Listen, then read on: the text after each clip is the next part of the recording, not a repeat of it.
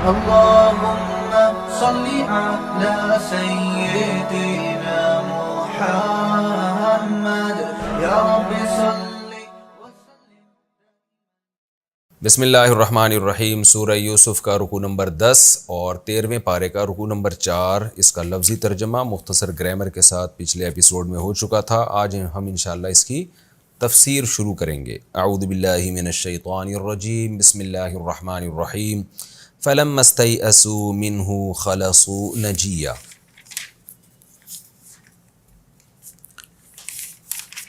قرآن کہتا ہے کہ جب یوسف علیہ السلام کے بھائی مایوس ہو گئے، پچھلے رکوع میں تھا کہ انہوں نے بڑا اصرار کیا کہ آپ ہم میں سے کسی کو بنیامین کی جگہ رکھ لیں. ان کے سامان میں سے پیالہ نکلا ہے، ان پہ چوری کا الزام ثابت ہوا ہے، لیکن ان کا ایک بوڑھا والد ہے جو بہت پریشان ہو جائے گا، بیٹے کی جدائی کا غم برداشت نہیں ہوگا، تو آپ اس الزام میں ان کے بجائے ہم میں سے کسی ایک کو رکھ لیں. لیکن یوسف علیہ السلام نے فرمایا کہ اللہ کی پناہ، ایسا کیسے ہو سکتا ہے کہ الزام کسی اور پر ثابت ہوا ہو اور ہم رکھ کسی اور کو لیں. قرآن کہتا ہے فَلَمَّا اسْتَيْأَسُوا مِنْهُ، جب وہ مایوس ہو گئے، یعنی بہت زور لگایا ہوگا انہوں نے یوسف علیہ السلام سے، ہر طرح سے لجاجت کی ہوگی. جب مایوس ہو گئے خَلَصُوا نَجِيًّا، تو تنہائی میں اکٹھے ہوئے اور آپس میں سرگوشیاں کرنے لگے. جیسے کہ ایسے موقع پہ ہوتا ہے جب انسان پریشانی میں آتا ہے تو سب مل کے کنارے پہ چلے جاتے ہیں اور بیٹھ کے سرگوشیاں کرتے ہیں، بھائی اب کیا کرنا ہے، کس مصیبت میں پڑ گئے ہم لوگ. قال کبیرہم، جو ان بھائیوں میں بڑا تھا، اس نے کہا الم تعلموا ان اباکم قد اخذ علیکم موثقا من اللہ. کہتے ہیں کہ مشورہ ان کا یہی ہوا کہ ہم سب واپس جاتے ہیں، اب کیا کر سکتے ہیں بھائی، یہ تو نہیں ہو سکتا نا کہ ہم سب یہیں رہ جائیں، تو ابا کو تو پھر اس سے اور بھی زیادہ غم ہوگا، اور پھر ہم کیسے معاشرے میں سروائیو کر پائیں گے. لیکن بڑے بھائی نے کہا کہ کیا تمہیں پتہ نہیں ہے کہ ابا تم نے ہمارے باپ نے کتنا مضبوط ایگریمنٹ ہم سے لیا تھا، اور ہم یوسف کے بارے میں بھی یہ غلطی پہلے کر چکے ہیں، تو لہذا اس نے اپنے بڑے ہونے کا فائدہ اٹھایا. اس نے کہا فلن ابرح الارض، میں تو اب مصر میں ہی رہوں گا، میرے پاس تو میں تو شرمندگی میں باپ کا سامنا کر ہی نہیں سکتا. حتیٰ یأذن لی ابی، جب تک میرا باپ مجھے معاف کر کے مجھے اجازت نہ دے دے، او یحکم اللہ لی، یا اللہ میرے بارے میں کوئی فیصلہ نہ کر دے، اللہ مجھے موت دے دے، یا کوئی اللہ کی طرف سے کچھ مقدر ہو جائے تو ٹھیک ہے، لیکن میں اپنے باپ کے چہرے کا اب سامنا نہیں کر سکتا. اللہ بہترین فیصلہ کرنے والا ہے، وہی کوئی فیصلہ کرے گا. ارجعوا الی ابیکم، تم لوگ جاؤ ابا کے پاس، تم لوگ ابا کے پاس جاؤ. فقولوا، اب ان کو دیکھیں بڑا سمجھا رہا ہے چھوٹوں کو نا کہ تم یہ بات جا کے کرنا، خود نہیں جا رہا کہ بھئی آپ ہی تو جا کے کر لو نا. یہ تو مصیبت میں ایسا ہی ہوتا ہے کہ جو بڑا ہوتا ہے وہ پھر کہتا ہے، وہ اپنے آپ کو پہلے تو بچاتا ہے. یہاں بھی یہی ہوا، اس نے کہا بھئی میں تو کیسے جاؤں، میرے پاس تو نہیں ہے، آپ جاؤ، آپ جا کے ابا کو یوں سمجھاؤ. فقولوا یا ابانا ان ابنک سرق، کہ آپ کے بیٹے نے چوری کی ہے. رہا مسئلہ کہ بیٹا کیسے چوری کر سکتا ہے، اتنا نیک بیٹا، تو بھائی ہمیں بھی تعجب ہے، لیکن وما شہدنا الا بما علمنا، ہم وہی بات کہہ رہے ہیں جو ہم جانتے ہیں. وما کننا للغیب حافظین، رہا مسئلہ یہ کہ آپ نے جو ہم سے مضبوط عہد لیا تھا تو ہمیں غیب کا پہلے سے علم تو نہیں تھا، ہمیں کیا پتا تھا کہ یہ ہو جائے گا، تو ہم نے تو ظاہری لحاظ سے جو آپ سے ایگریمنٹ کیا تھا کہ ہم بنیامین کو لے کر آئیں گے، ہم اس میں برحق ہیں، اب ہمیں نہیں پتا تھا کہ یہ بھی ہو سکتا ہے. واسأل القریۃ التی کنا فیہا، آپ آئیں مصر میں اس بستی سے پوچھیں جس میں ہم تھے. ظاہر ہے یہ تو مشکل تھا، یعقوب علیہ السلام اس بڑھاپے میں کہاں جاتے، لیکن ایسے موقع پہ انسان یہی کہہ سکتا ہے نا کہ بھئی میں تو یہی کہہ سکتا ہوں، آپ خود آ کے اب تفتیش کر سکتے ہیں تو کریں. واسأل القریۃ التی کنا فیہا، آئیں اس بستی میں آ کے پوچھیں جہاں ہم تھے مصر میں، وہ لوگ آپ کو بتائیں گے کہ بنیامین کے جو ہے اس پہ چوری ثابت ہوئی ہے. والعیر التی اقبلنا فیہا، جن قافلوں میں ہم آئے ہیں ان قافلے والوں سے پوچھ لیں. یہ سب باتیں عملاً ممکن نہیں تھی یعقوب علیہ السلام کے لیے، کیونکہ بڑھاپے کی وجہ سے ان کے لیے سفر کرنا اور اس طرح تفتیش کرنا ممکن نہیں تھا. لیکن ایسے موقع پہ انسان اور کیا کہتا ہے، یہی کہتا ہے نا کہ ابا آپ یہ کر سکتے ہیں تو کر لیں، یہ سب ہمارے حق میں گواہی دیں گے، تو آپ آئیں. وَإِنَّا لَصَادِقُونَ، اور بے شک ہم سچ کہہ رہے ہیں، یقین کر لیں ہماری بات کا، ہم جھوٹ نہیں کہہ رہے. قَالَ بَلْ سَوَّلَتْ لَكُمْ أَنفُسُكُمْ أَمْرًا، یعقوب نے فرمایا نا تمہارے دلوں نے تمہارے لیے کوئی بات گھڑ لی ہے. اس کو بھی میں بار بار کہتا ہوں صنعت اندماج، یہاں پورا واقعہ قرآن نے حذف کر دیا. ہونا تو یہ چاہیے تھا نا کہ پھر وہ بیٹے گئے، پھر وہ شہر میں داخل ہوئے، پھر ابا کے سامنے پیش ہوئے، ابا نے پوچھا بنیامین کہاں ہیں، تو انہوں نے پورا واقعہ سنایا. لیکن قرآن نے اس پورے واقعے کو حذف کر دیا، کیونکہ یہ آٹومیٹیکلی انسان کو پتہ ہے کہ ایسا ہی ہوا ہوگا. یوسف علیہ السلام نے فرمایا بل، اور اس میں بلاغت بھی ہے اس طرح سے حذف کر کے آگے بات کرنے میں. جب آپ سورہ یوسف کی تلاوت کرتے ہیں نا تو ایک عجیب انسان پر اثر ہوتا ہے. کیوں اللہ تعالیٰ کا کلام ہے تو جس انداز سے اللہ نے پیش کیا ہے وہ انداز جتنا اٹریکٹیو ہو سکتا ہے اس کے علاوہ کوئی اور انداز اتنا اٹریکٹیو نہیں ہو سکتا، اتنا پرکشش نہیں ہو سکتا. قال بل سولت لکم انفسکم امرا، یعقوب علیہ السلام نے فرمایا نا نا نا نا نا، بلکہ تمہارے نفسوں نے تمہارے لیے کچھ معاملہ گھڑ لیا ہے. اب نئی کہانی بنا دی ہے تم لوگوں نے، جیسے پہلے بنائی تھی یوسف کے بارے میں، اب کچھ اور نئی کہانی بنا دی ہے. فصبر جمیل، یعنی فلیا صبر جمیل، اب میرے لیے جیسے پہلے صبر کے علاوہ کوئی آپشن نہیں تھا، اب بھی کوئی آپشن نہیں ہے میرے پاس، کچھ بھی نہیں کر سکتا میں. فصبر جمیل، میں ایسا صبر کروں گا جس میں کوئی شکایت نہیں ہوگی. عسى اللہ ان یأتینی بہم جمیعا، مجھے اللہ سے امید ہے کہ ان سب کو لے آئے گا اللہ، بڑے والے کو بھی لے آئے گا اور یوسف کو بھی اور بنیامین کو بھی. میں بار بار جب یہ آیتیں پڑھتا ہوں میں سوچتا ہوں خدا کی قسم اولاد کتنی بڑی نعمت ہے. یہ کس کمبخت نے پتہ نہیں 2 بچوں میں لگا دیا آج مسلم امہ کو. یعقوب علیہ السلام اپنے سارے بچوں پہ کیسا فخر کر رہے ہیں. جمیعہ کا مطلب سب کو لے آئے گا اللہ تعالیٰ. انسان کو کے لیے نا اللہ نے اولاد سے زیادہ محبوب چیز کوئی نہیں بنائی ہے، اور اسی میں آپ بخل سے کام لے کے کم ہوں. سب سے بڑا گفٹ جو اللہ نے انسانوں کے لیے رکھا ہے، انسان چاہ رہا ہے کہ وہ گفٹ مجھے کم ملے. پیغمبر کبھی مال پہ نہیں روئے ہیں، کبھی مال کی ہوس نہیں. اکثر پیغمبر غریب اور مسکین گزرے ہیں. اولاد کا کیسا درد ہے یعقوب علیہ السلام کو، اس سے کیسی امیدیں ہیں اولاد سے. یہ سب چیزیں سوچنے کی ہیں کہ ہم نیچر سے ہٹ رہے ہیں. ہمیں جو کفر ہے نا، جنہوں نے یہ تحریکیں چلائی ہیں 2 بچے ہی اچھے، ظاہر ہے تو غیر مسلموں سے آئی ہیں، انہوں نے ہمیں ہماری نیچر سے ہٹا دیا ہے، ہماری خوشیاں ہم سے چھین لی ہیں. تو کیسی بدبختی کی بات ہے. کبھی کبھار مجھے لگتا ہے جو فیملی پلاننگ کے خلاف اتنا بولتا ہوں، یا تو ساری دنیا پاگل ہو گئی ہے، شاید میں پاگل ہو گیا ہوں. تو یا تو مجھے آ کے کوئی قائل کر لے تو میں یہ باتیں کرنا چھوڑ دوں. اور ایسا معاشرے میں پاگل ہوئے ہیں لوگ، علماء اس سے متاثر ہو گئے ہیں. علماء نسلیں روک رہے ہیں کہ نہیں جی یہ ہو جائے گا تو فلانا ہو جائے گا، ڈمکانا ہو جائے گا. تو عجیب قسم کی کہانی ہے جو ایسا فطرت کے خلاف زہر گھول کے پلا دیا ہے کہ سارے ہی سب کی زبان پر ایک ہی بات ہے کہ نہیں جی زیادہ ہوں گے تو پلیں گے نہیں. مختلف نعرے ہیں، مختلف جو ہے نا وہ نتیجہ سب کا یہی ہے کہ نسل روکو. اور اس کے لیے جو دلائل تراشے جا رہے ہیں وہ ہر آدمی نے مختلف. کوئی کہہ رہا ہے پڑھائی مکمل نہیں ہو سکے گی، بچوں کی ایجوکیشن کا مسئلہ ہوگا، کوئی کہہ رہا ہے تربیت کا مسئلہ ہوگا، کوئی کہہ رہا ہے عورت کی صحت کا مسئلہ ہوگا. نتیجہ سب کا یہی ہے کہ نسل روکو. تو کسی بھی لیبل سے آپ روکتے ہیں نسل، یہ سب نیچر کے بھی خلاف ہے، قرآن و سنت کے بھی خلاف ہے، اور اپنے پاؤں پر آپ خود ہی کلہاڑا مار رہے ہیں.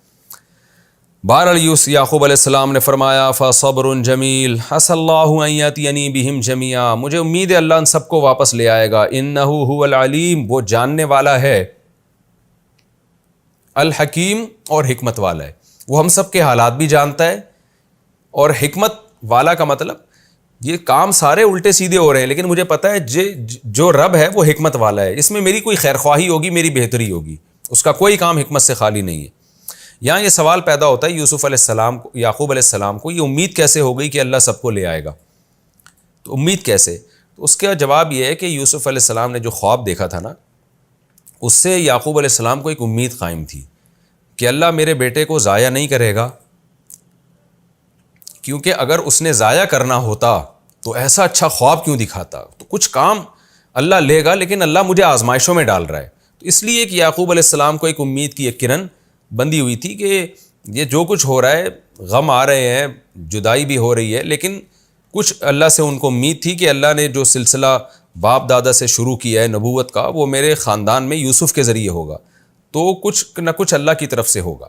یہاں بھی آپ دیکھیں جو نیگیٹو سوچ رکھنے والے لوگ ہوتے ہیں نا، وہ ایسے موقع پہ نیگیٹیوٹی کا شکار ہو جاتے ہیں.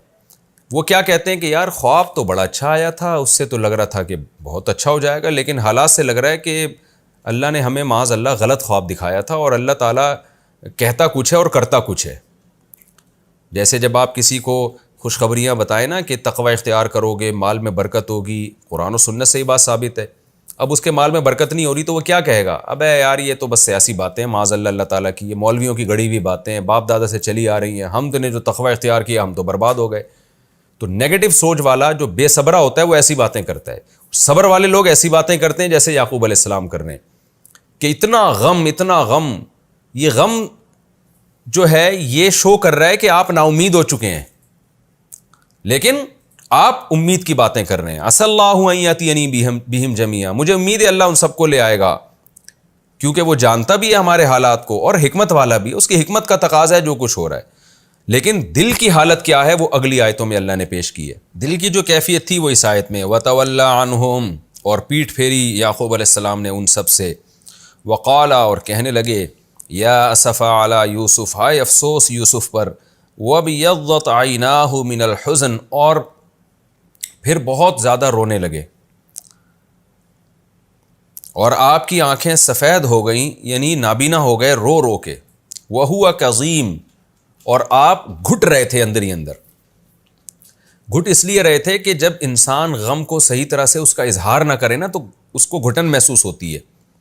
تو شکر گزاری کی وجہ سے، صبر کی وجہ سے اس غم کا پراپر اظہار نہیں کر پا رہے تھے. اب اتنے عرصے کے بعد پہلی دفعہ یہ الفاظ آپ کی زبان سے نکلے کہ ہائے افسوس یوسف پر. اور یہ بھی اللہ کے سامنے شکایت کی آپ نے، مخلوق کے سامنے نہیں کی شکایت. تو قرآن کہہ رہا ہے کہ اتنا روئے کہ آپ کی آنکھوں کی بینائی چلی گئی. فَهُوَ كَظِيمٌ، اور وہ گھٹ رہے تھے. یہ بینائی جانے کی وجہ آنکھوں کی کہ رونا بھی ہو سکتا ہے اور غم بھی ہو سکتا ہے. ظاہر ہے غموں سے انسان کی جو طاقتیں اور قوتیں ہیں وہ کمزور ہوتی ہیں، خاص طور پہ بڑھاپے میں بینائی پر بہت جلدی اثر ہوتا ہے. تو فَهُوَ كَظِيمٌ، آپ گھٹ رہے تھے. گھٹنے کا مطلب صبر کی وجہ سے. جیسے قرآن میں آتا ہے نا غصے کے کڑوے گھونٹ کو نیک لوگ پی جاتے ہیں، تو یہاں بھی آپ غم کے کڑوے گھونٹ کو پی رہے تھے. اب یہاں ایک سوال پیدا ہوتا ہے کہ یعقوب علیہ السلام نے تو فرمایا تھا صبر جمیل، ایسا صبر کروں گا جس میں کسی سے شکایت نہیں ہوگی. تو یہاں تو آپ شکایت کر رہے ہیں، زبان سے بھی کر رہے ہیں یا اسفا علی یوسف. اس اشکال کا جواب آگے یعقوب علیہ السلام خود ہی دیں گے. قالوا تاللہ، تو بیٹوں نے جب اپنے باپ کی یہ کیفیت دیکھی اور یہ دیکھا کہ ابھی تو بھائی بنیامین کے بعد وہ یوسف کو پھر سے یاد کر رہے ہیں دوبارہ، اتنا عرصہ گزر گیا اور یوسف غم دل سے نہیں نکلے. قالوا تاللہ، کہنے لگے اللہ کی قسم، تفتأ تذکر یوسف، آپ تو یوسف کو مسلسل یاد کرتے رہو گے، حتیٰ تکون حرضا، یہاں تک کہ آپ شدید بیمار ہو جاؤ، یعنی جان کی ہلاکت کے قریب پہنچ جاؤ یا ہلاک ہی ہو جاؤ آپ. مطلب یہ کہ انہوں نے ایک اشکال ظاہر کیا کہ اتنا پرانا غم آپ ابھی تک لے کے بیٹھے ہوئے ہیں، تو آپ تو کہیں آپ کی موت واقع نہ ہو جائے. یہاں بھی ایک سوال ہوتا ہے کہ اصل میں تو بنیامین کا غم تھا، تو یوسف علیہ السلام کو ایسے موقع پہ یاد کیوں کیا؟ تو یہ حقیقت ہے کہ جب انسان کو کوئی نیا غم پہنچتا ہے نا تو پرانا غم بھی تازہ ہو جاتا ہے. تو یعقوب علیہ السلام کو جتنی محبت یوسف علیہ السلام سے تھی اتنی بنیامین سے نہیں تھی. ان سے بھی بہت محبت تھی لیکن یوسف سے اور زیادہ تھی. تو جب بنیامین کا غم پہنچا ہے تو یعقوب علیہ السلام کا جو یوسف علیہ السلام کا جو غم ہے نا وہ بھی تازہ ہو گیا. یہ انسان کی نیچر ہے، کیونکہ پیغمبر بھی ایک نیچر پہ، فطرت پہ ہی ہوتے ہیں، وہ کوئی الگ سے کوئی مخلوق نہیں ہوتے. تو اس لیے یعقوب علیہ السلام کو یوسف علیہ السلام کا غم، کیونکہ اور ظاہر ہے کہ بنیامین تو ابھی گم ہوئے ہیں نا، ان کے بارے میں تو ملنے کے چانسز بھی نسبتاً زیادہ ہیں کہ ابھی کہیں دائیں بائیں کیا ہوگا انہوں نے. لیکن یوسف علیہ السلام کو تو زمانہ طویل گزر گیا، اسباب کی دنیا میں ان کے ملنے کی تو ویسے بھی امید نہیں ہے، تو اس وجہ سے بھی یوسف علیہ السلام کا غم ان کو زیادہ تھا. تو بیٹوں نے کہا کہ آپ، یعنی بیٹوں نے اشکال ظاہر کیا کہ آپ ابھی تک اتنا کیسے، یعنی کیوں اتنا غم لے کے بیٹھے ہوئے ہیں؟ تو یعقوب علیہ السلام نے فرمایا انما اشکو بثی وحزنی الی اللہ، میں اپنے رنج و غم کو بیان کرتا ہوں اللہ کے سامنے، میں اللہ کے سامنے بیان کر رہا ہوں. تم مجھ پہ اعتراض اس وقت کرو جب میں تمہارے سامنے پیش کر رہا ہوں، تمہارے سامنے تو میں صبر جمیل کہہ رہا ہوں، یہ تو اللہ کے سامنے غم پیش کر رہا ہوں. تو اس میں اس اشکال کا جواب بھی ہو گیا کہ دیکھیں غم میں اللہ سے شکایت کرنا یہ صبر کے منافی نہیں ہے، بلکہ یہ تو عین ایمان کا تقاضا ہے کہ آپ اپنے غموں کو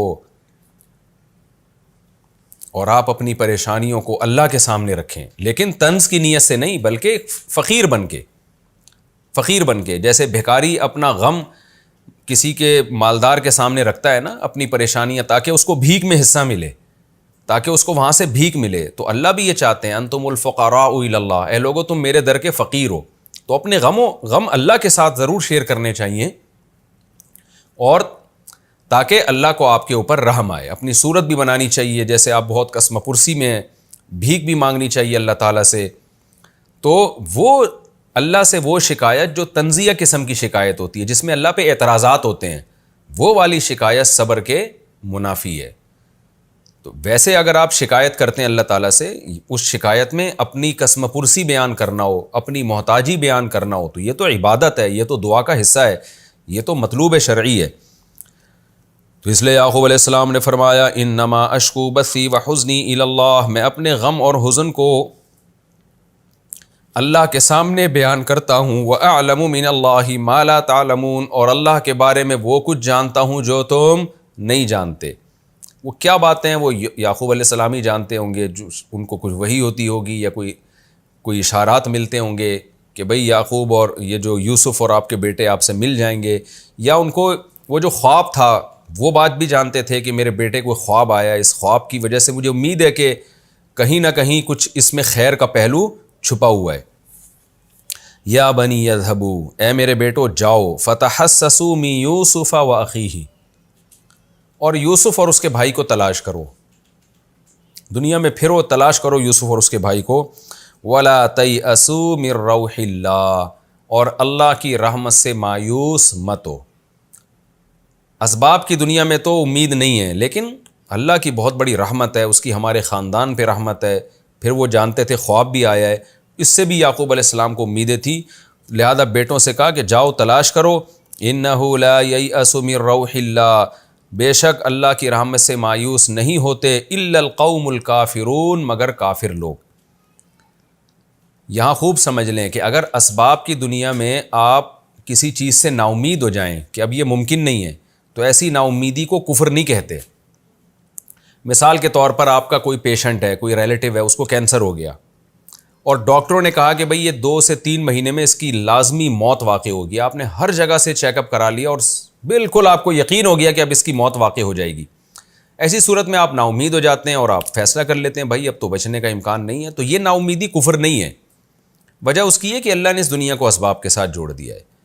لہذا جب سارے ڈاکٹر کہہ رہے ہیں کہ یہ بیماری بڑھ رہی ہے اور یہ اس میں 100% موت کا چانس ہے، تو یہ نا امیدی کفر نہیں ہے، وجہ اس کی یہ ہے کہ یہ تو اسباب سے پتہ چل رہا ہے بھائی اس کی موت ہے۔ یہاں نا امیدی کا مطلب وہ نا امیدی کفر ہے جس نا امیدی میں آپ اللہ کے بارے میں یہ سوچنا شروع کر دیں کہ اللہ نے یہ ہمارے ساتھ اس لیے کیا ہے تاکہ اللہ ہمیں نقصان پہنچائے، یہ کفر ہے۔ مثال کے طور پر آپ کو خدا نخواستہ کینسر ہو گیا، ڈاکٹروں نے جواب دے دیا، اب آپ کو یقین ہے کہ میں مر جاؤں گا، ایسے موقع پہ آپ نا امیدی کا ایک مطلب تو یہ کہ آپ کو یقین ہے کہ میں مروں گا، تو یہ نا امیدی تو کفر نہیں ہے، اور یہ اس کو نا امیدی کہیں گے بھی نہیں۔ نا امیدی کا یہاں جو وہ والی نا امیدی جو کفر ہے، اس کا مطلب یہ ہوگا کہ آپ یہ سمجھنا شروع کر دو کہ اب اللہ میرے ساتھ معاذ اللہ غلط کر رہا ہے اور مجھے نقصان پہنچا رہا ہے، یہ جائز نہیں ہے، بلکہ آپ یہاں یہ سوچو گے کہ اسی میں میرے لیے خیر ہوگی، یہی ایک امید ہے، اور اللہ چاہے تو ان اسباب کو معطل کر کے مجھے دوبارہ سے زندگی بھی دے سکتا ہے۔ یہ عقیدہ اگر آپ اللہ کے بارے میں رکھتے ہو تو اس کو نا امیدی پھر نہیں کہتے۔ اب یہاں سوال پیدا ہوتا ہے کہ بھئی اسباب کی دنیا میں تو یوسف علیہ السلام کے ملنے کی کوئی امید ہی نہیں تھی، تو ایسے موقع پہ اگر کوئی نا امید ہو جائے اور کہے کہ یوسف نہیں ملیں گے تو یہ تو کفر نہیں ہوگا نا۔ پھر بھی یعقوب علیہ السلام یہ کیوں کہہ رہے ہیں کہ اللہ کی رحمت سے نا امید مت ہو، کیونکہ وہ نا امید وہی ہوتا ہے جو کافر ہوتا ہے۔ یہاں تو نا امیدی کے ایک مضبوط اسباب ہے، بھائی کنویں میں ڈالا تب کہاں مل سکتا ہے؟ اس کا جواب یہی ہے کہ یعقوب علیہ السلام کو اسباب کی دنیا میں یہ امید تھی کہ مل سکتا ہے، کیوں؟ وہ خواب جو یوسف علیہ السلام کو آیا تھا، بچپن میں خواب آیا تھا، وہ خواب آپ کو بار بار ایک خوشخبری سنا رہا تھا، وہ خواب سے آپ کو امیدیں تھیں کہ ابھی اسباب کی دنیا میں بھی ہم مایوس نہیں ہوئے، کہیں نہ کیوں، اور قتل کا یقین بھی نہیں تھا نا یعقوب علیہ السلام کو۔ اگر قتل کا یقین ہوتا پھر تو نہیں کہتے کہ تلاش کرو، پھر تو ظاہر ہے اب تو واپسی کا کوئی چانس نہیں ہے، کیونکہ اللہ کی عادت نہیں ہے کسی کو موت کے بعد دوبارہ زندگی دے اسی دنیا میں۔ تو یہاں اس یعقوب علیہ السلام کو یعقوب علیہ السلام کو ایک امید تھی کہ خواب آیا ہے تو شاید تو لہذا تلاش کرتے ہیں. ایسے موقع پہ یہ الفاظ کہنا درست ہے کہ ایسے موقع پہ کوئی شخص 100% نا امید ہو جائے تو وہ یقیناً کفر ہے. یعنی کافر لوگ ہی ایسے موقع پہ نا امید ہوتے ہیں, مسلم ایسے موقع پہ نا امید نہیں ہوتا.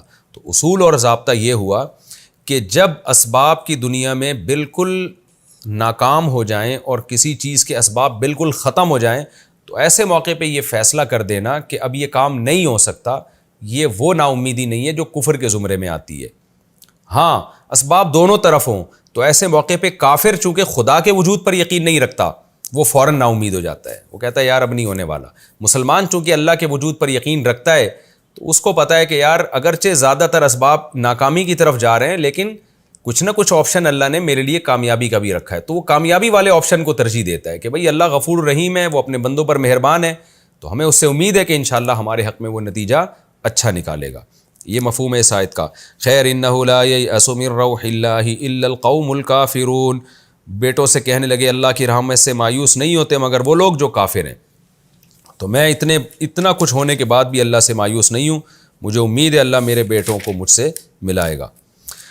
اب پھر یہ بیٹے چلے گئے مصر میں, ظاہر ہے راشن بھی لینا تھا انہوں نے اور ایک اور کام ان کے ذمے لگ گیا. تو انہوں نے سوچا کہ ہم بنیامین کو, تو یوسف علیہ السلام کی تو ان کو امید نہیں تھی کہ کہاں سے ملیں گے, وہ بنیامین کو تو واپس لانے کی ہم کوشش کرتے ہیں. تو جب یوسف علیہ السلام کے پاس گئے نا تو انہوں نے اپنی بدحالی جو ایک قسم پرسی تھی اس کو بیان کیا کہ یوسف علیہ السلام کو شاید کوئی ترس آ جائے, لیکن ہمت نہیں ہو رہی کہ بنیامین کی بات کریں.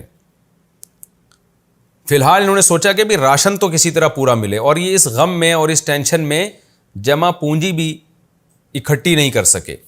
وجہ اس کی یہ تھی کہ یہ بیچارے کماتے کہاں سے, ظاہر ہے کوئی تو ان کا کاروبار ہوگا یا کوئی ان کی ملازمت ہوگی, کچھ تو کرتے ہوں گے نا گھر میں کمانے کے لیے, لیکن اب غم اتنے تھے کہ وہ کما بھی نہیں سکے. تو اس دفعہ تو بہت ہی قسم پرسی کی حالت میں اب, اور پھر ایک مسلسل غم ابا کا لگا ہوا ہے. فلما دخلوا علیہ, پس جب یہ یوسف علیہ السلام کے پاس آئے, قالوا یا ایھا العزیز, کہنے لگے اے عزیز مصر, مسنا واہلنا الضر, ہمیں اور ہمارے گھر والوں کو بہت تکلیف پہنچی ہے. یعنی پریشانیوں میں جیسے لوگ آ رہے ہوتے ہیں نا گھر میں, بڑی پریشانی ہے, ایک پریشانی ختم نہیں ہوتی دوسری. تو گھر سے مراد ہے, گھر والوں سے مراد ہے جو ان کے گھر والے یعنی ان کی بیویاں اور ان کی اولادیں, تو پورا خاندان ہمارا ڈسٹرب ہے. وجینا ببضاعۃ مزجاۃ, اور اس مصیبت میں ہم لائے بھی تھوڑی سی پونجی ہیں. بضاع کا معنی جو جمع پونجی ہے, مزجات کا معنی تھوڑی سی, وہ بھی پوری نہیں لے کر آئے ہم. فاوفی لنا الکیلا, آپ سے ہم ایک گزارش کرتے ہیں کہ ہمیں کیل پورا دیں. یعنی ایسا نہ ہو کہ اتنی ٹینشنوں میں راشن بھی تھوڑا لے کر جائیں اور پھر پیٹ بھر کے ہم کھا بھی نہ سکیں اور اس قحط سے بھی متاثر ہوں, یہ تو اور بڑا غم ہو جائے گا. انسان غم میں ہو اور اس کی خوراک کا بھی انتظام نہ ہو رہا ہو تو یہ تو غم در غم ہے نا. فاوفی لنا الکیلا, آپ ہمیں کیل مکمل دیں. وتصدق علینا, اور ہم پہ صدقہ کریں. یہاں صدقے سے مراد یہ نہیں ہے کہ الگ سے خیرات ہم کو دیں, مطلب یہ ہے کہ یہ تھوڑی آمدن میں پورا راشن دے دیں, یہی صدقہ ہے. اب آپ سوچئے کہ پیغمبر کی اولاد ہو, ان میں تو ایک خودداری بہرحال ہوتی ہے. انبیاء میں تو جیسے ابراہیم علیہ السلام میں سخاوت تھی, تو یہ تو نسلوں میں آتی ہیں یہ چیزیں, یہ تو بلڈ سے منتقل ہوتی ہیں یہ چیزیں. تو ان کے لیے اپنی حاجت کو ظاہر کرنا اس وقت کتنا مشکل کام ہوگا. جو کم خاندان کے لوگ ہوتے ہیں نا, ان کو تو بھیک مانگنے میں مزہ آتا ہے, ان کو تو یہ کہنے میں مزہ آتا ہے کہ آپ ہم پر احسان کریں. لیکن جو اعلیٰ خاندان کے لوگ ہوتے ہیں, ان کی زبان سے یہ جملہ نکلنا کہ ہم محتاج ہیں اور آپ ہماری مدد کریں, یہ بہت مشکل جملہ ہے.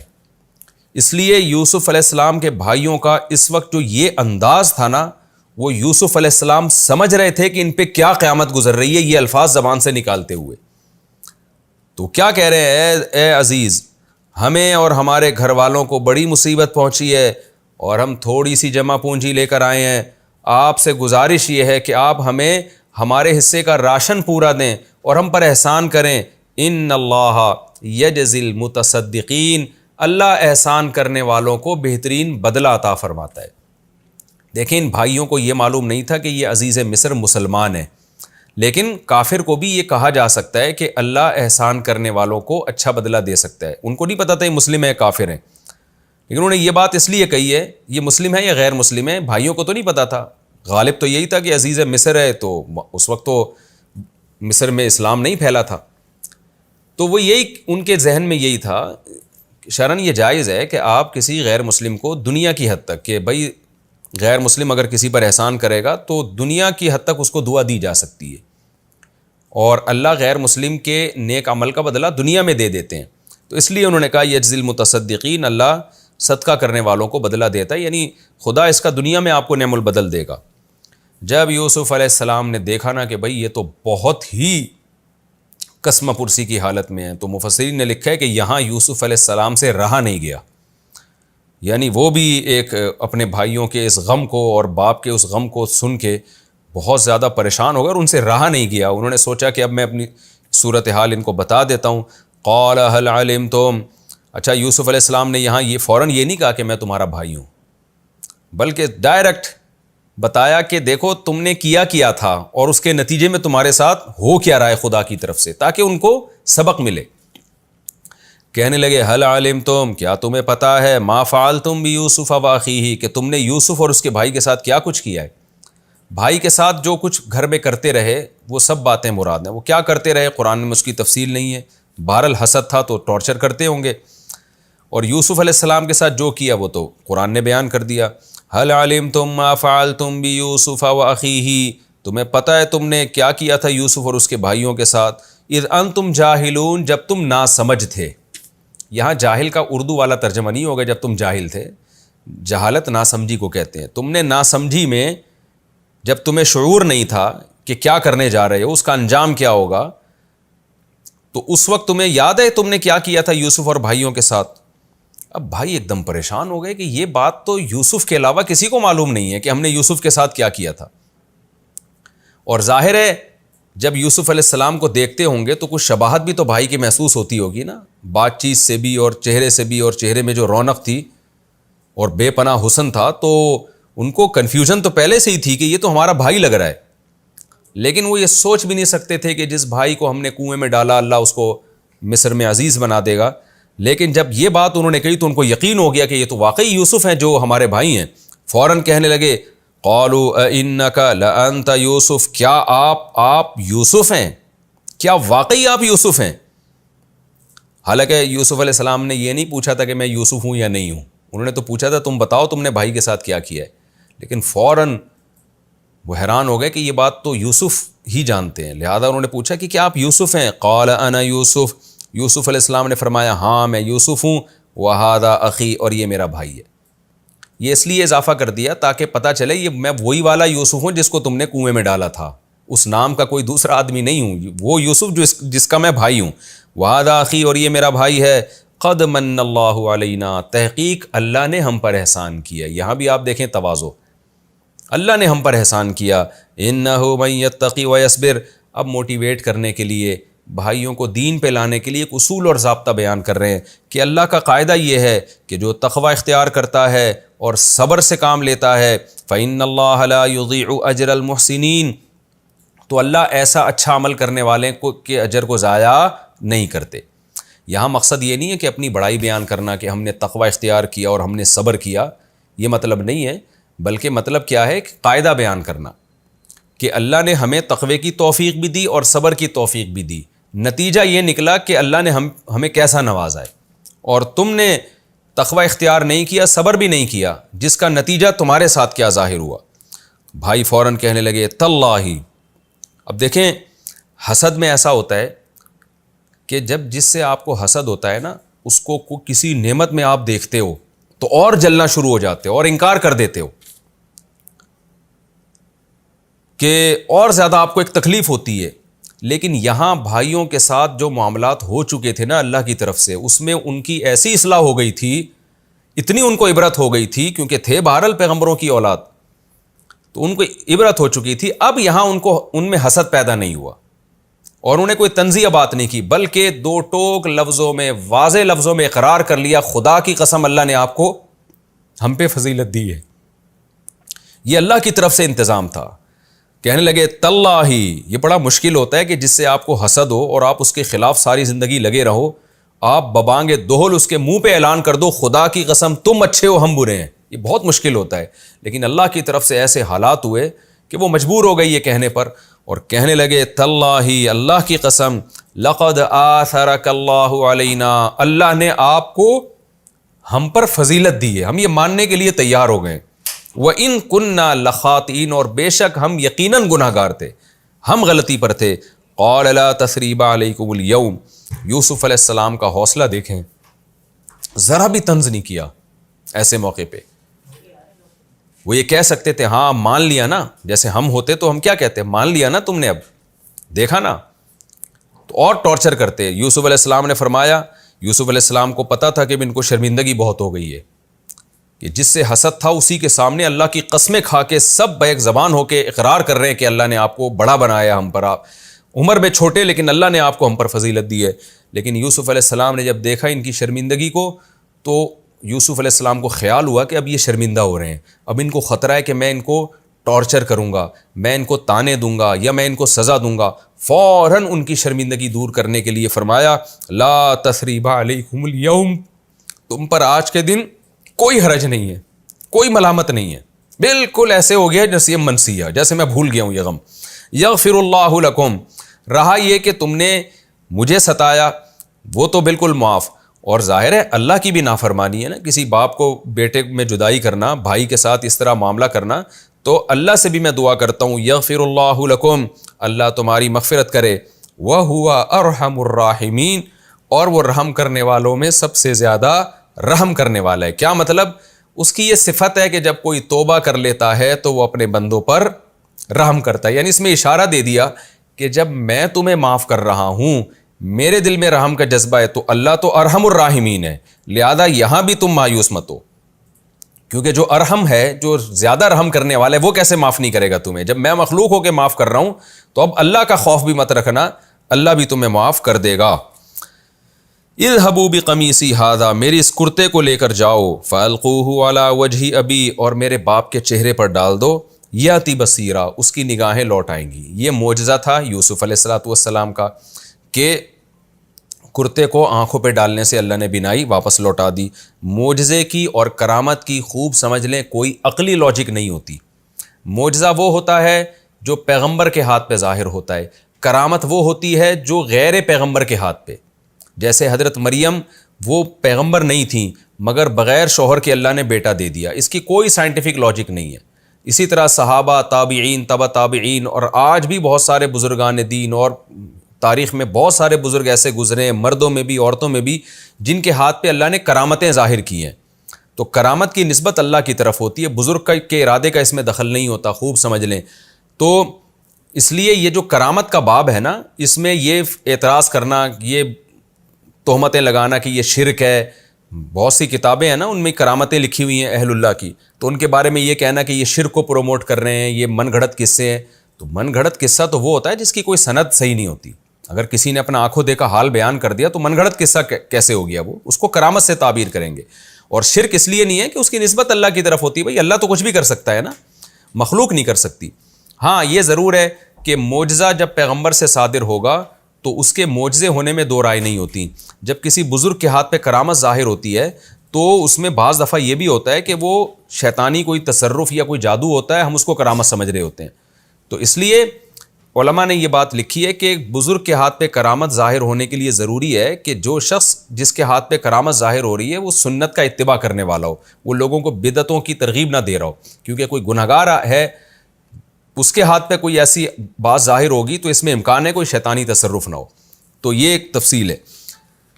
یاتی بصیرہ، ان کی نگاہیں لوٹ آئیں گی، واتونی باہلکم اجمعین، اور پورے خاندان کو یہاں لے آؤ مصر میں۔ ولما فصلت اچھا یہ ہمارا رکوع یہاں کمپلیٹ ہو گیا۔ اب میں انشاءاللہ اس میں جو علمی نکات ہیں وہ مختصراً بیان کر دیتا ہوں اس کا خلاصے کے طور پر۔ فلما استيئسوا منه خلصوا نجيا، پورا زور لگا دیا تھا انہوں نے یوسف علیہ السلام کے سامنے کہ کسی طرح بنیامین کو لے کے جانا ہے، لیکن نا امید ہو کے آپس میں پھر سرگوشیاں کرنے لگے۔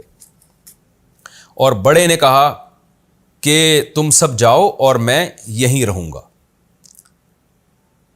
اس سے یہ بھی پتہ چلتا ہے کہ اس زمانے میں بڑوں کا احترام تھا، آج بڑے بھائی کی کوئی ویلیو ہی نہیں ہے. بڑے نے کہا نا کہ میں ابا کو چہرہ نہیں دکھا سکتا, تم لوگ جاؤ. آج اگر کوئی بڑا ایسی بات کرتا تو چھوٹے کیا کہتے, تو ہمارا باپ ہے, تو جائے گا, میں یہاں رہوں گا. یعنی آج جو سوسائٹی میں چل رہا ہے نا وہ یہ چل رہا ہے کہ بڑے اور چھوٹے کی ویلیو بالکل ختم ہو گئی ہے. تو اس زمانے میں اتنی بات تھی کہ بڑے نے جب کہا کہ میں یہاں رہوں گا, تم واپس جاؤ, تو باقیوں نے اطاعت کی اور چلے گئے واپس. آج ہماری سوسائٹی میں بڑے بھائی کا, بڑی بہن کا کوئی اس طرح کا ادب نہیں ہے. نہ چھوٹا بھائی بڑی بہن کو مانتا ہے, نہ بڑے بھائی کو مانتا ہے, نہ چھوٹی بہن بڑے بھائی کو مانتی ہے, نہ بڑی بہن کو مانتی ہے. تو یہ بھی ہماری سوسائٹی تباہ بربادی کی طرف جا رہی ہے, وہ مغربی کلچر جو ہماری سوسائٹی میں آ رہا ہے. تو بڑے نے کہا, ظاہر ہے چھوٹوں کو بھی تکلیف ہوئی ہوگی کہ تجھے ابا کے سامنے, ان کے چہرہ کے سامنے آتے ہوئے اگر شرمندگی محسوس ہو رہی ہے, تو ہم بھی تو اسی مٹی کے بنے ہیں نا, ہمیں بھی تو شرم آ رہی ہے. تو پھڈا ہو جانا چاہیے تھا کہ ایک کہتا میں نہیں جاؤں گا تو جا, دوسرا کہتا ہے میں نہیں جاؤں گا تو جا. لیکن ایسا کوئی پھڈا نہیں ہوا. بڑا تھا تو مجبور تھے سب اس کی بات ماننے پر کہ بھئی بڑے نے آرڈر کیا ہے تو چھوٹے جائیں گے. اس سے اس قوم کے خاندانی ہونے کا اور جو ایک سوسائٹی میں بڑوں کا احترام تھا اس کا بھی بہرحال ایک پتہ چلتا ہے.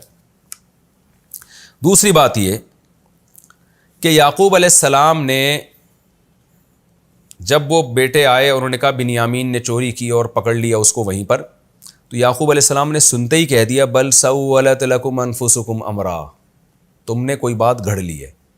دیکھیں یہاں یعقوب علیہ السلام کا یہ کلام درست نہیں تھا. اس سے یہ بھی پتہ چلتا ہے کہ پیغمبروں سے اجتہادی غلطی ہو سکتی ہے. یہ اجتہادی غلطی تو تھی نا. حضرت یعقوب علیہ السلام یہ سمجھے کہ جیسے یوسف علیہ السلام کے معاملے میں انہوں نے کیا ہے, وہاں تو بالکل یہی جملہ کہا تھا بل سولت لکم انفسکم امرا, یہاں بھی یہی کہا. لیکن وہاں یعقوب علیہ السلام کی بات 100% درست تھی, یہاں یعقوب علیہ السلام سے خطا ہو رہی تھی. تو اس سے بھی پتہ چلتا ہے کہ اجتہادی خطا پیغمبروں سے ہو سکتی ہے. لیکن میں نے بار بار بتایا کہ اللہ پیغمبر کو اجتہادی خطا پہ قائم رکھتے نہیں ہیں, اس کی اصلاح کر دیتے ہیں. اور ایک عام مجتہد سے اور عالم سے جب اجتہادی خطا ہوتی ہے تو اس بات کا امکان ہوتا ہے کہ وہ خطا پر باقی رہیں قیامت تک, موت تک. تیسری بات یہ کہ یہاں ایک اشکال پیدا ہوتا ہے کہ یعقوب علیہ السلام کے پاس کوئی مضبوط دلیل تو نہیں تھی نا ان کے غلط ہونے پر.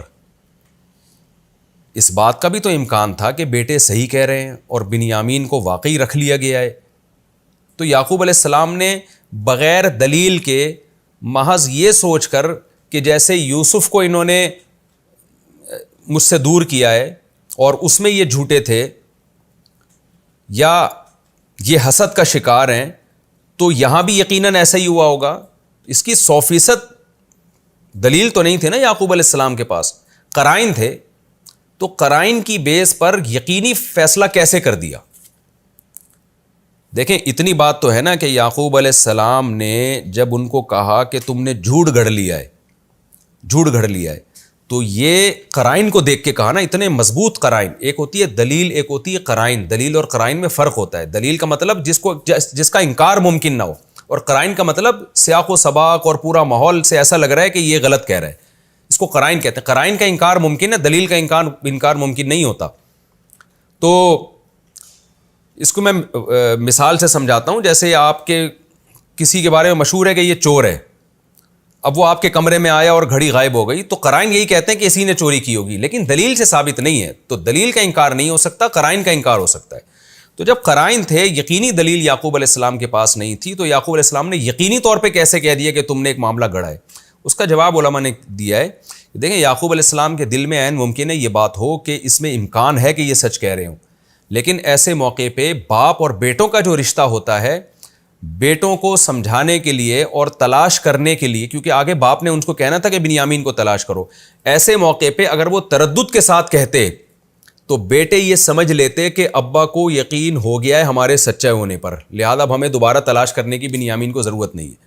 لیکن یعقوب علیہ السلام نے ایسے موقع پہ جزم کے ساتھ کہا, اور ایسے موقع پہ جزم کے ساتھ کہنا ہی موٹیویشن کا ذریعہ بنتا ہے, اور یہ جھوٹ نہیں کہلاتا. جیسے آپ اپنے بیٹے کو سمجھا رہے ہو اور سمجھاتے ہوئے آپ کو غالب گمانے کہ اس نے یہ کام کیا ہے, تو آپ اس کو یقینی طور پر کہتے کہ تم نے یہ کام کیا ہے, تاکہ وہ اقرار کر لے اور پھر توبہ کرے. وہ تو باپ اور بیٹوں کا جو رشتہ ہوتا ہے, جیسے آپ دیکھیں نا انویسٹیگیشن میں کسی کو پکڑا جاتا ہے, 99.9% کسی شخص کے بارے میں یہ امید ہے کہ اس نے چوری کی ہے, 0.01% یہ چانس ہے کہ شاید نہیں کی ہے. تو ایسے موقع پہ پولیس یہ نہیں کہتی کہ ایسا لگتا ہے کہ تم نے چوری کی ہے, وہ پولیس کہے گی بھائی تم نے چوری کی ہے. تاکہ کانفیڈنس کے ساتھ جب اس سے کہیں تو وہ اقرار کر لے. تو ایسے موقع پہ یہ جو بل سولت لکم انفسکم امرا، یہ باپ اپنے بیٹے کو ایسے موقع پہ کہہ سکتا ہے تاکہ بیٹے کو ایک ندامت ہو اور اس کے دل میں ذرا سا بھی تردد ہونا تو وہ اس پر، تاکہ پھر وہ تلاش کر سکے. اگر یعقوب علیہ السلام ایسے کہہ دیتے کہ ہو سکتا ہے تم سچ کہہ رہے ہو سکتا ہے جھوٹ کہہ رہے ہو، تو بیٹے سمجھ جاتے کہ ابا مطمئن ہو گئے، آگے پھر وہ تلاش نہ کرتے دوبارہ بنیامین کو. تو اس لیے یعقوب علیہ السلام نے الفاظ استعمال کیے. اور تیسری ایک نقطے کی بات یہ بھی پتہ چلتی ہے کہ یہاں بھی یعقوب علیہ السلام نے صبر کیا. کس قدر صبر ہے، یعنی اس سے زیادہ صبر کی کوئی مثال ہمیں ملتی نہیں ہے. آج دیکھیں غموں میں پریشانیوں میں کیسے چیزیں اٹھاڑ کے پھینکنا شروع کر دیتے ہیں. ٹینشن ہوتی ہے نا، دیواروں سے برتن توڑ رہے ہیں اور سر مار رہے ہیں دیواروں پہ، اور اس کو ایک فیشن سمجھ لیا گیا ہے، فیشن سمجھا جاتا ہے اس کو کہ کوئی پریشانی آئی تو 2 فٹ اچھل رہا ہے اور چیخ رہا ہے، گالیاں دے رہا ہے، سر مار رہا ہے دیواروں سے اور گولیاں کھا رہا ہے اور خودکشی کر رہا ہے. یہ جنگلی اور جاہل لوگوں کی علامتیں ہوتی ہیں. پیغمبروں کی سیرت اور دین اس آپ سے کیا چاہتا ہے، وہ سیرت یہ ہے کہ بھائی آپ کے اختیار میں کیا ہے. یعقوب علیہ السلام کو پتا تھا دوسرا بیٹا بھی گم گیا تو میں کر کیا سکتا ہوں، کچھ بھی نہیں کرتا. ہاں کچھ کر سکتے ہیں تو اس میں کمی نہ کریں. آج کر بہت کچھ سکتے ہیں، وہ کر نہیں رہے ہوتے، چیخنا چلانا بہت زیادہ ہوتا ہے. تو یعقوب علیہ السلام نے کوئی چیخو پکار نہیں مچائی، یہ دیکھا میں کر کیا سکتا ہوں. جب غور کیا تو بھائی میرے پاس صبر کے علاوہ کوئی راستہ نہیں ہے، صبر ہی کر سکتے ہیں اور کچھ نہیں کر سکتے. اور تیسری چیز کہ اپنے غم کو اللہ کے سامنے پیش کرنا یہ صبر کے منافی نہیں ہے. تو یہ اہم رکوع تھا. اب انشاءاللہ ہم اگلے ایپیسوڈ میں سورہ یوسف کا رکوع نمبر 10 اور رکوع نمبر 4 13ویں پارے کا، نہیں یہ تو ہو چکا ہے، سورہ یوسف کا رکوع نمبر 11 اور رکوع نمبر 5 انشاءاللہ میں آپ کے سامنے پیش کروں گا، شروع کروں گا انشاءاللہ. تو اگلے ایپیسوڈ میں ہم سورہ یوسف کا رکوع نمبر 11 شروع کریں گے اور 13ویں پارے کا رکوع نمبر 5 شروع کریں گے. اللہ تعالی ہمیں سمجھنے کی، عمل کی توفیق عطا فرمائے. وما علینا الا البلاغ.